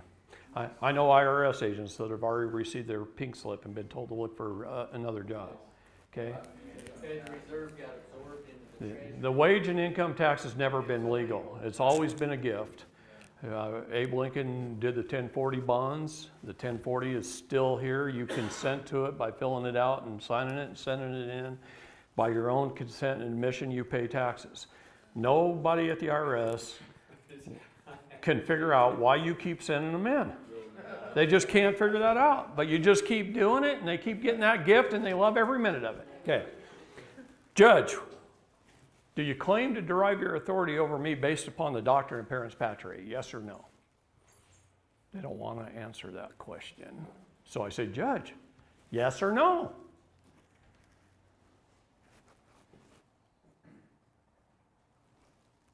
Judge, I need an answer to that question. Yes or no? You don't want them to get away with shit. Okay?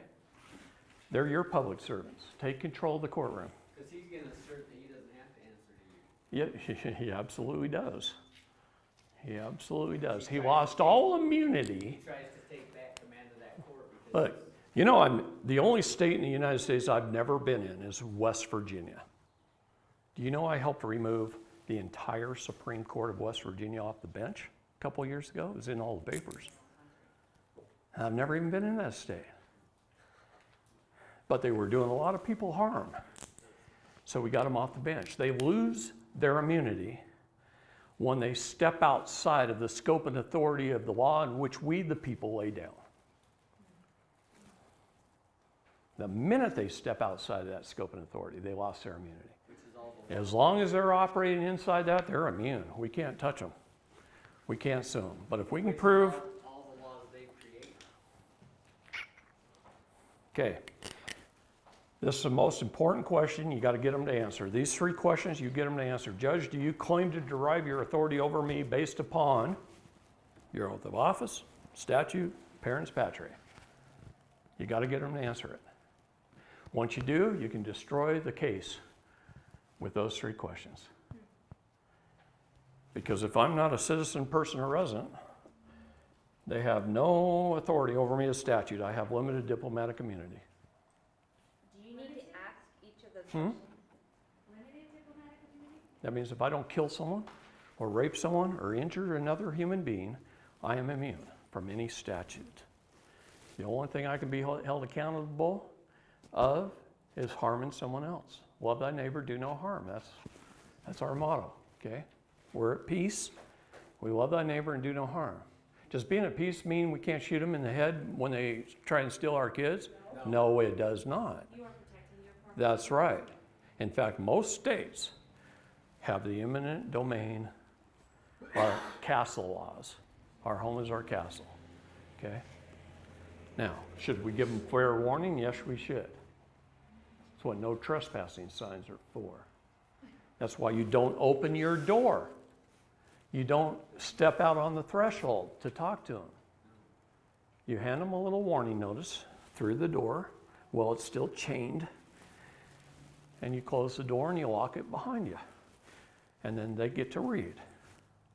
And if you wrote that notice properly, they'll get in their car and they'll drive off and they won't come see you again. Three very, very important questions, and sometimes you must ask it 3 times. So if they refuse, you say, all right, Your Honor, I've asked you 3 times. You've refused to answer. This case is now dismissed without prejudice, and you walk out the door.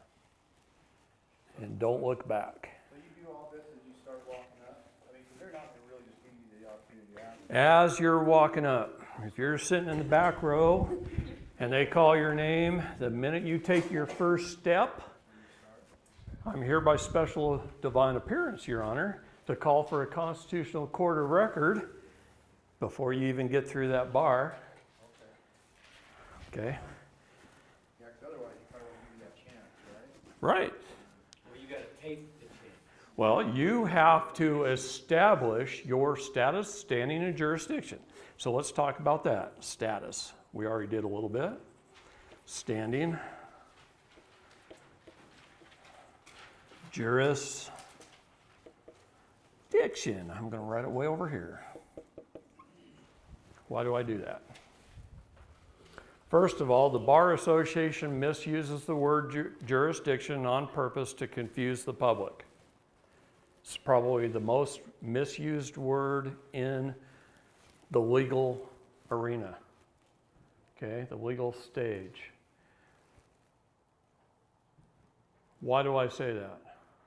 Because I've already told you what the 3 jurisdictions are: land, air, and water. It's trust law, equity law, contract law. That's our 3 jurisdictions. What does the word juris mean? It means right, law. What does the word diction mean? Speaking. You look words up in a dictionary, don't you? The words you use determines the right law under which you stand. So if I say I'm a party, what law am I under? The jurisdiction of the water. I'm a party to a contract. If I say I'm a trustee, what jurisdiction am I under? The air. If I say I'm a owner who holds superior title, I'm in the jurisdiction of the land. April the 22nd, I put on a class at the Department of Justice in Washington, D.C. in front of a whole group of young lawyers. William Barr actually set that up for me. Okay. And I put on a class similar to what I'm putting on now, but I didn't have as much time. So I had to cram it in really fast and in a very specific order. But I taught them 1 + 1 is 2. They didn't know that. They didn't know the basics of law. They're out there trying to do algebra, and they don't even know 1 + 1 is 2. So I asked them, what is the law? Where did it come from? Where's its origins? How did we arrive at this thing called law where a small group of men could put something down on paper and hold me, a man, accountable? And I stood there like this. You could have heard a pin drop. They couldn't come up with an answer. They says, oh, one kid piped up and says, oh, it's a bill on Capitol Hill, and you know that little cartoon thing? He was repeating that. I just went. And then I told him about Genesis 1:26-28. And I told them the basics of law, and I taught them about jurisdiction. See, they thought it was in the city's jurisdiction or the county's jurisdiction or the state's jurisdiction or the federal government's or this agency or that agency. They thought that was what jurisdiction means. No, that's venue. Who has the authority over it in that location is venue. Jurisdiction is, do they have authority and in which law do they have authority? So after I got done, this young attorney came up, 29 years old. He looked like he was 12. He was a grandson of a judge and the son of a judge. Long line of judges. Very smart man. He could rattle things off like you wouldn't believe. But he thanked me for what I had taught. And he said, can I tell you a story? And I said, sure. He says, when he was 16 years old and his dad was teaching at Georgetown Law, he got to go and sit in one of his dad's classes. And his dad taught law just like I did. Land, air, and water. And he says, but he said it a little bit differently than you did. And I said, well, how did he say it? Because I took several hours to talk about it. He says, he said it in a few minutes. And I said, well, then I want to know, because I've been doing this like 35 years, right? And the first 20 years, I made it really complicated, and I could talk really fast, and I would just blow people's minds, and none of them would listen, and I'd have a group of 20 people, and then a year later, I'd go back, and I'd still have the same group of 20 people. I go, this isn't working. About the noisiest little go-kart I've ever heard. Anyway, I said, this isn't working. If I'm going to get the same people year after year, the same 20, this isn't going to work. How can I wake up America, right? And he said this. He says, when a man walks into a courtroom, the very first thing he sees when he walks in is a little sign up on the judge's desk that says, Your Honorable Bob Smith, or whatever the judge's name happens to be. The reason it says honor is because you can't have honor without trust. You can't have trust without honor. Which form of law is trust law? The jurisdictionary, the highest form of law. It is superior law. There's nothing more important in the law than having a fiduciary responsibility for the benefit of another. Okay? So he said this, the very first job title hat the judge puts on when he walks in the room is Your Honor hat. the very first thing he's going to administer, the first juris he's going to administer, is the jurisdiction of the heir. He wants to see if the man walked in with his express trust in hand. There's two types of trusts: express and implied. This is written and this is unwritten. And if the man doesn't walk in with his express trust in hand, then the judge is going to imply a trust, where he's the executor and you're the trustee who has somehow mismanaged the trust on behalf of the beneficiary, who's the prosecution or whoever's bringing the case. And therefore you owe the prosecution something for your mismanagement. What is a misdemeanor, by the way? What is demeanor? It's your attitude. It's a miss. You got a bad attitude, go sit in the corner. You got a misdemeanor. You got the wrong attitude. That's what a contempt charge is. It's a misdemeanor. Right? All right. Words are important, and we just don't understand them. Never taught English in school. That's why attorneys have a whole separate word for it. They call it legalese. Legalese is a separation of words in the English language into one of three juruses. So, if I'm a driver or an operator of a motor vehicle upon the highways, I have to have a driver's license. But if I'm traveling in private on the roadways in my private automobile, all I need is my passport. See the difference in the words? They both mean going down the street in a car. Both those sentences. See? But the word you use determines the juris you're under. And it's up to you to determine your own words.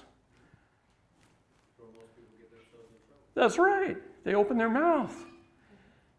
Yeah, you have the right to remain silent, and everything you say can and absolutely will be used against you. Okay? And they'll bait you. Those cops will go, "Now, are you driving that automobile?" No, they won't say that. They'll ask you if you're operating that motor vehicle, right? So, if the man walks in with his express trust in hand that clearly states who the executor is, who the trustee is, has an acceptance of the trustee to be the trustee, that's so they can't break the trust veil. It's important.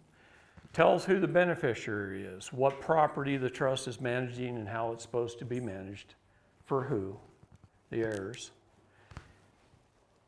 Then there's nothing for him to adjudicate. He can't imply a trust if there's an express trust in hand. He has to go by the express trust. And you know what? Trusts are private. You don't have to show the judge a trust. He does not need to read it. All you have to do is walk in and you say, "Judge, you can't imply a trust when I have an express trust that clearly states who the executor is, who the trustee is, has an acceptance of the trustee to be the trustee. It tells who the heirs are and the beneficiaries, what property is supposed to be managed by the trust, and how the trust is supposed to be managed." And then you just set it back down on your table. He can't adjudicate it.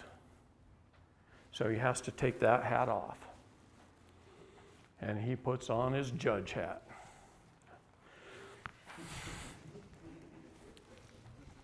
Now he's looking to see if there's a victim. If there's a victim, there's a crime that's going to trial. Physical injury to another. If there's not, it's civil. He turns his hat around. And he's looking to see if the man walked in with his superior titles in hand. Wait a minute. If it's an automobile case, do you have your MSO or MCO? You walk in with it? If you don't, he's going to imply the state has a certificate of title, the state owns it, and he's going to regulate you, and you're guilty. You see? Now let's say it's a foreclosure. If you walk in like Ken Cromer did with his land patent after I taught him how to do it, and his grant deeds and his superior titles in hand, they can't imply an abstracted title. So Ken gets to move back in his house. Okay? What about your life? If you walk in having claimed your minor estate and taken ownership of your birth certificate in hand, and you now own the vessel, you're not just a signatory officer. See, what is a person? A person is an office of the vessel. That's your job title. You're an employee as a person. That's why every state statute starts off by saying, all persons must do this, and all persons must do that, and all persons must do this. They don't say all men and women must do this. They can't regulate a man or a woman. They can't regulate somebody alive. You can only regulate a dead entity, a vessel, a person, a signatory officer. If I'm a man and I write my autobiography, which is the story of my life, and I go to the bookstore and sell it, and people line up to buy my book, do I put my signature on it or I sign my autograph? A man signs his autograph, and he does it on this side of the paper. A signatory goes on this side of the paper. A trustee signs in the middle. A signatory signs in blue with black ink. A man signs in red. A trustee having fiduciary responsibility signs in purple. You guys don't know the law. There's 3 jurisdictions. There's 3 places for signature. There should be 3 seals. Do you have your own seal for each of your jurisdictions? Oh, guess you're not free. Okay. So, if you have all your superior titles in hand and you stand firmly upon your rights, there's nothing for him to adjudicate. So he takes his judge hat off and he puts on his Mr. Administrator hat. Okay? Now he wants to see if you have your business affairs in order. He's looking at the jurisdiction of the water. He wants to see contracts. He wants to see your business affairs. Think Michael Jordan and Nike for just a minute. Michael Jordan signed a 5-year contract with Nike for $1 billion, $200 million a year, just so they could use his name. Wow. It's a good gig if you can get it, right? During that time, a police officer couldn't even write Michael Jordan's name on a ticket without the prior express written permission of Nike or Michael Jordan. See, they can regulate commerce, but they can't interfere in it. Title 15 of the United States Code becomes your savior because it says any documents that they used your trademark name on must be destroyed. So that ticket goes through a paper shredder. You want to trademark your name. Absolutely, you want to trademark your name. So how do you take dominion over your 3 jurisdictions? Is first you do a trust. And now I'm going to back up. You have to take status first. You got to claim who you are. Claim your status. Did we make enough copies of those? Pass one of those out to everybody. You have to claim your status. Status, standing, and jurisdiction is everything in the law. Everything. You have to know who you are and what status. Maximal law, again, is that in which one creates, one controls. As a state national, I'm one of we the people who created government. Guess what I control? Government. Government created the U.S. citizen. Guess who they control? You, the U.S. citizen. Say, we're not free in this country. As long as you self-determine that you're a U.S. citizen, you are not free. Now, is there anything wrong with being a U.S. citizen? Yeah, there is. That was a trick question I was throwing out there. Yeah. So you need to do your trust to take dominion over the air. You need to have your superior titles.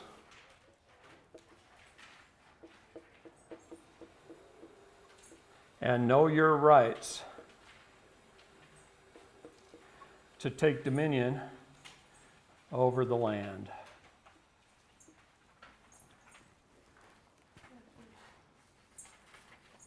Now, Michael Jordan and Nike, that's what I was on, that story. Let me ask you a question. CPS comes in people's houses every day and they steal kids. They kidnap kids as a private for-profit entity, not government. Half the people I talk to are not bad parents. Now, every once in a while, there's a drug dealer or somebody like that that needs their kids taken from them. Who should take them? A church or a family member. It's not up to government. Government shouldn't even be involved in the family unit at all. Zero. None. They have no business being in your family. Okay? None. I get sometimes 70 to 100 phone calls a day from parents all over this country whose children have been taken. Every day, day in, day out. I was with her yesterday, and I got a phone call to listen to their story. Brought me to tears, didn't it? Not many people can handle those kind of stories.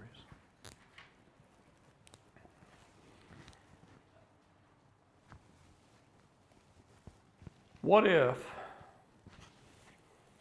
I had a business, ABC Inc., licensed by the Secretary of State's office, bonded with a gold and silver, which I like to use.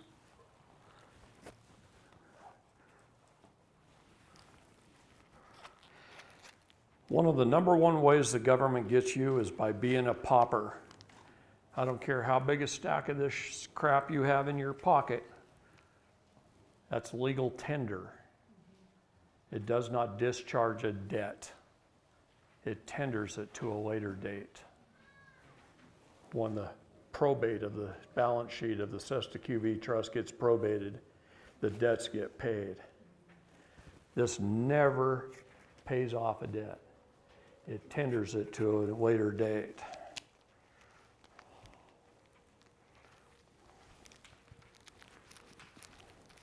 But that does. And if you've got a silver or a gold coin on you, they can never deem you a pauper.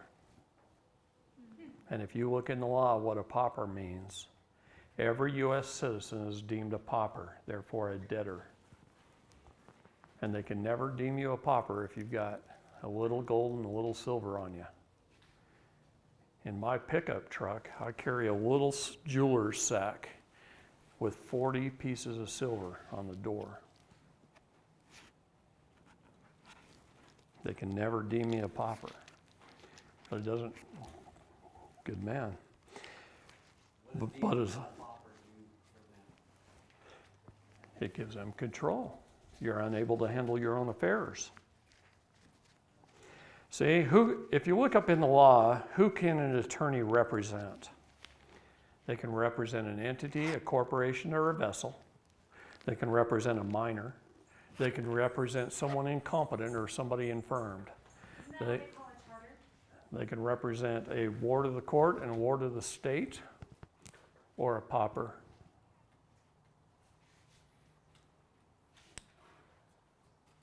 Did I leave some words out? See, they can't represent a man or a woman. Yeah, they can't represent a man or a woman. It takes 3 signatures to put you in jail. Did you know that? And if they don't have those 3, you can't go to jail. Anybody know Gina Nilsson over in Cache County, Utah? I met Gina after her trial. She was found guilty by a jury, and she was going to be sentenced to 15 years in the state prison. By the way, Gina got held in contempt and thrown in jail for a little bit, but that's not a prison sentence. That's a misdemeanor, and it's go sit in the corner. You've been naughty. They're treating her like the one that she is. But she never spent one day in jail, and she never will. Her case has been dismissed. Why? Because I told her they require 3 signatures to put you in jail, Gina. They require yours by taking a plea, the prosecutors and the judges, or your attorney who will sign as your power of attorney on your behalf and throw you in jail. So it takes one of 3 signatures, the judges, the prosecutors, and either yours or your attorney. That's why they try and force you to have an attorney, because you're incompetent, you're infirmed, you're unable to speak for yourself, you're a citizen, a person, a resident, you're not sui juris. What does sui juris mean? Of one's own right. I walk in the courtroom sui juris, and they can't even speak to me. I have to tell them what to do. See, they might argue with me a little bit, but they never win. They can't win. It's impossible for them to win when you're sui juris. When you've taken dominion over your 3 jurisdictions, they can't win. So let's get back to Michael Jordan and Nike. What if you owned your children? You took ownership of their vessels as your minor children, and you held them in trust, and you trademarked or patented, or did both, your children. See, what is the jurisdiction of the water? It's commerce, right? It's contracts and commerce.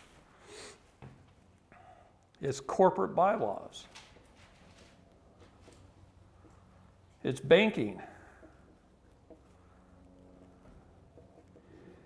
The most important is contract law. So, if I had a business, ABC Inc., licensed with the state, bonded with gold and silver, and I went to the United States Patent and Trademark Office website, and on their T's Plus form, I trademarked my vessels, mine, my kids, my family's, doing under a bulk trademark under that business name, and I took ownership of that. Meaning their names, business name? All caps name, their vessel name, the one that's on their birth certificate. Okay, we're talking about taking control of their vessel, because that's what the courts care about. That's what they have parens patriae over, right? You have parental rights over your living children. The problem is you don't have any living children. They're all dead entities to the state, see? So they take control over the vessel through parens patriae. But if I take control over the vessel, and I own my property, which is my children, they're a gift from God to me, okay? And I patent them and on the land, I put them in trust as a fiduciary, and I trademark them in with my business, and my business has a EIN number and a bank account and a product offered for sale in international commerce, and my business has the intent to make a profit. And I go out and I put my children's names on t-shirts, my name on a t-shirt and their names on a t-shirt, just like Michael Jordan's name on a Nike t-shirt. And I offer them for sale on a website for $19.95. I'd make it $21.95. There's a little key about getting over 20 bucks, okay? So I offer it for sale for over 20 bucks on the internet. And I walk in the court wearing one of those t-shirts. And this is a Child Protection Services case. They can't even talk about it, do it. And I say, I don't talk about the facts of the case, because in reality, in their courts, no truth or fact shall be tried in court. It's all based upon presumption, assumption, tacit agreement, and hearsay.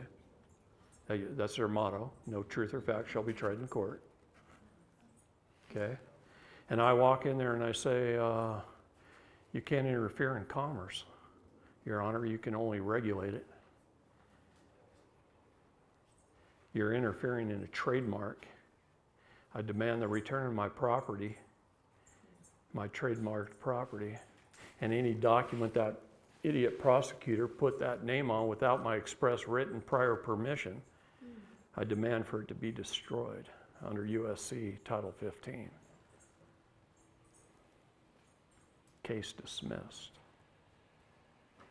So you walk in with your superior titles, you walk in with your express trust, you walk in with your business affairs in order, and there's nothing left for them to adjudicate. Case dismissed. I just told you how to win every lawsuit, every time they come against you. But you have to get your affairs in order. You have to claim your status. You have to set up your trust. You have to record your superior titles and get hold of them and record them. Anyway. Just curious, if, let's say we were fined $1,000 for not wearing a mask or all this craziness. Your offer to contract is not accepted.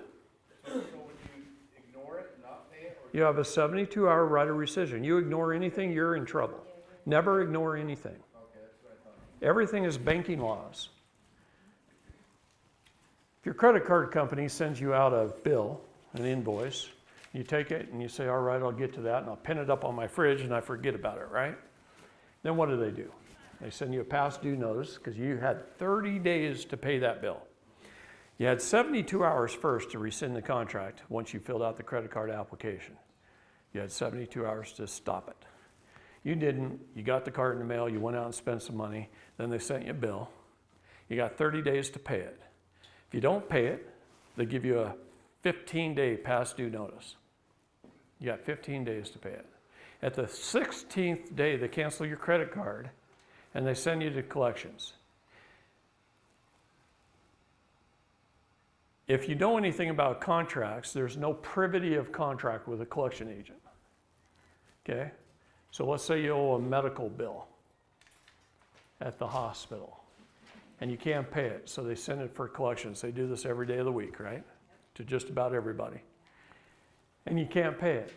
And a collection agency goes to the hospital and buys that debt for 50 cents on the dollar, and then they try and collect from you. Man, they call you up on the phone. You know what I say? I have a totally different conversation with them than you do. You, they run over the top of. Me, I say, oh my gosh, did you purchase that debt from the hospital? And they say, well, yes, we did. I say, thank you very much. I really needed that help in my life at this time. Thank you for doing that. But you and I, there's no privity of contract. But I appreciate it. And I'm done. Okay. So does it work different if it's like, 'cause I have student loans. Oh, those are government backed. Pay for them with your Susquehanna trust. I've got a question for you, something that just. He just shakes his head and puts his head down. Did you see that? No, wait a minute. Don't go any further yet. Wait a minute. I said, pay for them with your Susquehanna trust. And what was your thought when I said that? And you just kind of closed up and put your head down. See? We the people need to make friends with the United States Code. The United States Code was put into place for one reason only, and that's for us to hold our public servants accountable. In USC 50, Title 50, there is a way to pay your debts with your Susquehanna trust. You're the creditor. But you can't do it if you're a citizen. Caveat, you have to become a state national. You have to become one of we the people. There's not many of us left. I think we've created about 40,000 we the peoples in this country, maybe a little more than that. That was probably a year ago's figure. And that's it out of 337 million. Because every contract written is written by an attorney. And you ever look at a document that's written by an attorney? It's got lines on it and it's got little boxes on it. Things are boxed out. See, they know English language. They know legalese. They know styles. And they write contracts to eliminate the liability from the person paying them to write the contract and place that liability upon you. So they wrote you an unfair contract. And what you didn't do is walk in, sit down with them, get an agreement on how much to pay and how much to pay you were going to pay and how much your down was, and then go home and write the contract, bring it back and say, here's my contract. Sign this. And you didn't do it. See, you could have wrote a fair and honest contract, but you didn't. And so they took advantage of you because you didn't know any better. How many law classes did you have kindergarten through 12th grade? See, I say that over and over again because nobody does. And that's why when I was telling you the story about Justin in the Space Needle in Seattle, and his buddy that came over that hired him says, who do you think controls it all? We write all the contracts. We write all the sales literature. We write all the invoices. We do this, we do that, we do it all. The Bar Association runs the world. And who are they? Do you know who they are? British accreditation. The British Accreditation Registry. The United States of America has a treaty, 1947, with the bar to operate upon these shores. Wasn't the first one, that's the newest one. We gave them our country back way back then. Okay, if you go to the communist country of Illinois that Abraham Lincoln used to run, if you go to their website, you look under the Office of the Attorney General of the state of Illinois, and you click on the History tab, it says, the Attorney General's Office of the state of Illinois was put into place to protect and uphold the interests of the Crown. Isn't the Attorney General the highest lawyer in the land of Illinois? And it was put into place to protect and uphold the interests of the Crown. The British Accreditation Registry is under the Crown. Under the U.S. Constitution, though, wouldn't that be treason? Hold on a minute. No, we adopted it. You acquiesced. You haven't fought to change it. No, I'm just saying, okay? When I say you, I'm not pointing directly at you, okay? No, here's the issue. The issue is they're supposed to register under the Foreign Agents Registration Act under FARA. They don't. The British Accreditation Registry. You walk into a courtroom right here in Utah, and if you're not a member of the bar, they're not going to let you talk for somebody else, right? I can't go in and represent her unless I'm a member of the bar in Utah. They'll say no. Great. Show me where a bar licensed attorney is licensed by the state of Utah. They aren't. They're licensed by the bar. It's a labor union. It's no different than IBEW Electrical Workers Credit Union. So they don't have any more jurisdiction than you? No, none whatsoever, except that's what that satanic cult called a court operates. The bar is Satan, guys. And 5 or 6 of those members are the head of the church. Yeah. You wonder why Utah's all screwed up. The bar runs the church, too. Huh? Yeah, Satan runs the church. Yeah, what I'm trying to say here is we need to take our country back as we the people. And we're at war with the Bar Association. And people don't even realize that. And some of our friends and our family and our next door neighbors are attorneys. And you know what the sad thing is? They don't know. Everybody is a compartmentalized legal idiot. Everybody. I don't care what job you have. You go to work every day and you just do your job. And you have no idea what's going on over here or what's going on over here. See, if I laid the map of Utah out here, and this is Utah, the land, the geographical area map, and I drew a land patent on that map, and I put your home in that land patent, where you got it through a grant deed, then you actually have a superior title and you own that land, that home. But if I come in and I put a clear piece of plastic over the top, and I do things like change your name to all caps, and I change your address, and instead of land patent number 4361, I put lot 3 of block 27 of Spring Hill subdivision, and I re-describe your property, and I take it out of meets and bounds, and I make all kinds of clerical errors. And you come in and I send you those clerical errors on your tax invoice, and you just write a check and send it back. Guess what? I just stole your property on behalf of the state, and you accept it. And until you come back and call fraud and correct the errors and educate me so I never do it again, because see, it took a lot of people. It took a cartographer, it took a appraiser, it took a tax assessor, it took a county recorder, it took a real estate agent, a title company, an attorney, blah, blah, blah, blah. It took all these compartmentalized legal idiots to create a conspiracy to deprive me of my land. And every one of them was just doing their job.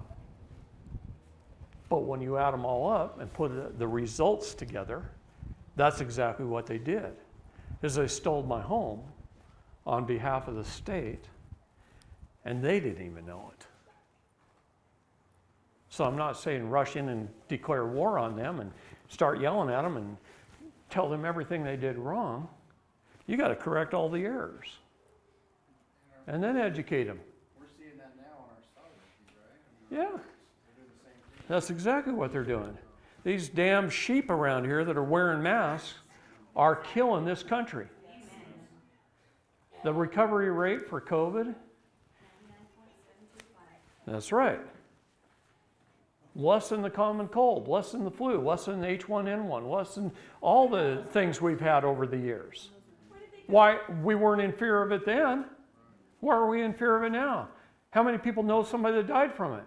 I'm doing 9 lawsuits right now. 9 lawsuits of family members that have died of COVID. One of them died in a motorcycle accident. One of them had stage 4 breast cancer, was with hospice for longer than she was supposed to live. But because they list COVID on her death certificate, she gets cremated. She had a plot already paid for next to her husband, and her family is pissed. Yeah. And they want to sue. Yeah. All 9 of them. Their deaths were listed as COVID, and none of them died from COVID. What is COVID-19?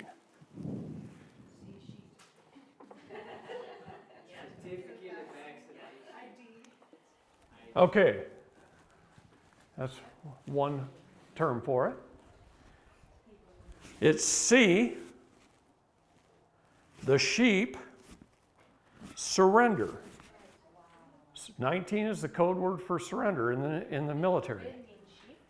If I yell out an order, code 19, that means my guys on the front line are supposed to wave a white flag. So what's OVID? What does that mean? This is the ancient Greek word for sheep. This is a military code. The disease was called SARS Corona 2. Why did they change the name? In the 2019 prospectus of the WHO, which was written in 2018, it described everything that's going on right now to a T. And this disease wasn't even here, supposedly. Going clear back to 2003. So what did you say, the Ovid? This has been planned. Old Sheep.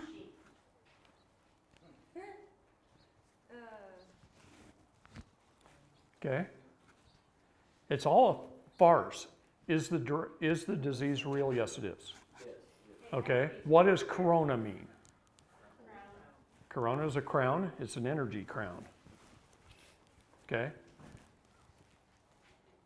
It is a bacteria. This whole germ theory thing has been debunked, guys. You cannot pass COVID or corona, whatever you want to name it. You can't pass it this way. The mask does nothing but harm you for wearing it. More people are now going to the hospital from the mask than would have went for COVID. Okay? A lot of staph infections, a lot of things.